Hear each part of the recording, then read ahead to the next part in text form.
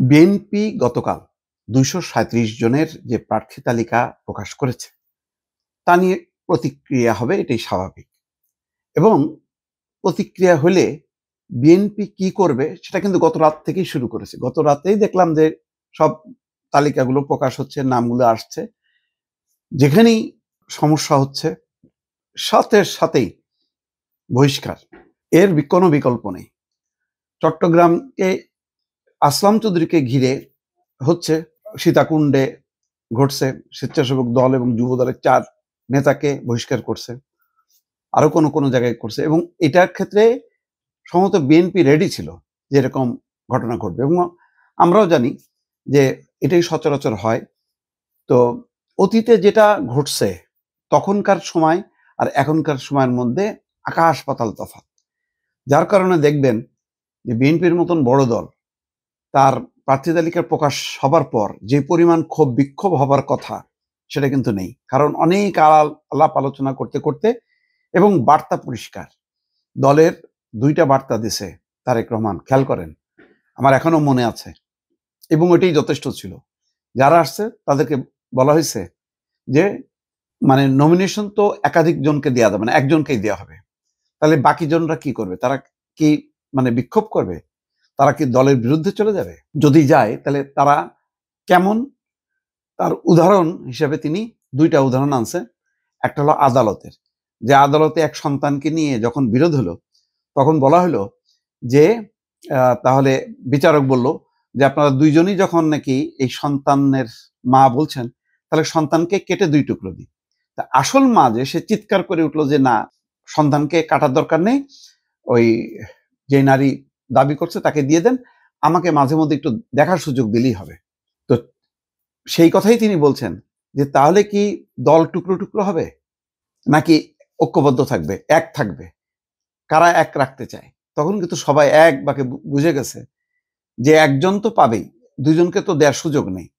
ফলে বাকিরাও দলকে ঐক্যবদ্ধ রাখবে, দলের পক্ষে কাজ করবে, নেতা হিসেবে কর্মী হিসেবে কাজ করবে, দল ছেড়ে যাবে না, দলকে বিভক্ত করবে না।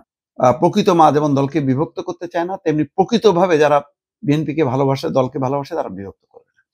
আর একটা বলেছিলেন যে এই দলের প্রধান বেগম খালেদা জিয়া, তিনি আপনাদেরকে ছেড়ে যাননি, আপনারা ছেড়ে যাবেন কেন? উনি লন্ডনে চলে যেতে পারতেন। তারেক রহমানও বলেছেন আমি আমার মাকে নিয়ে আসতে পারতাম এখানে, সেই সুযোগও ছিল, কিন্তু মানে আমার মা আপনাদেরকে ছেড়ে যাননি। তাহলে আপনারা দল ছেড়ে যাবেন কেন? সামান্য ওই এমপির নমিনেশন পাইলেন না, সেই কারণে দল ছেড়ে যাবেন কেন? এই 2টা উদাহরণেই কিন্তু পুরো মনোনয়ন প্রত্যাশীদের সবার মেজাজ সুর কিন্তু পাল্টে গেছে।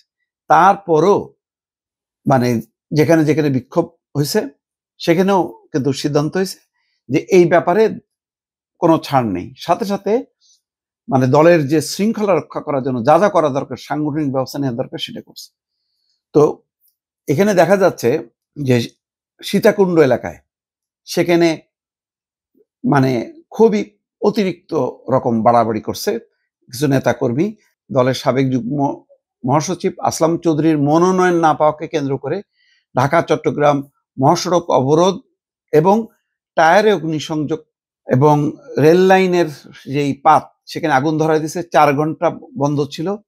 এবং এই কারণে সীতাকুণ্ড উপজেলা স্বেচ্ছাসেবক দলের সভাপতি আলাউদ্দিন, সাধারণ সম্পাদক হেলাল উদ্দিন বাবর, সীতাকুণ্ড পৌরসভার আহ্বায়ক মোহাম্মদ মামুন এবং যুব দলের সোনাইছড়ির সাধারণ সম্পাদক মমিন উদ্দিন, এই 4 জনকে বহিষ্কার করছে। এবং তাৎক্ষণিকভাবে বিএনপির মিডিয়া সেলের ফেসবুকে বলা হচ্ছে সোমবার সন্ধ্যার পর দলীয় মনোনয়নকে কেন্দ্র করে চট্টগ্রাম উত্তর জেলার সীতাকুণ্ডে ঢাকা চট্টগ্রাম মহাসড়কের কদম রসুল ভাটিয়া বাজার এসব এলাকায় অবরোধ করা হয় এবং জনস্বার্থ বিরোধী কর্মকাণ্ড ঘটার কারণে এই ঘটনা ঘটছে।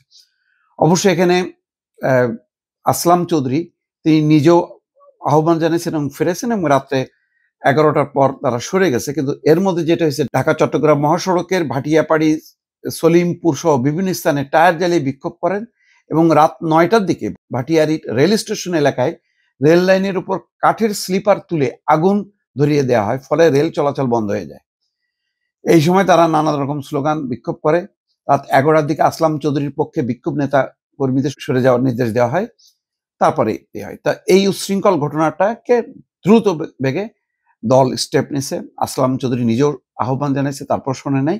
আমি মনে করি সঠিক সিদ্ধান্ত, এবং এই অবস্থানটা যদি দল ধরে রাখতে পারে, তাইলে এবারের যেহেতু নির্বাচনটা একদম অন্যরকম, বিএনপির এক ধরনের অস্তিত্ব রক্ষার নির্বাচন, সুতরাং এই ব্যাপারে বিএনপি খুব সাথে সাথে যে কঠোর স্টেপ নিচ্ছে, এইটা খুবই, আমার ধারণা যে মানুষ এটা প্রশংসা করবে। দর্শক।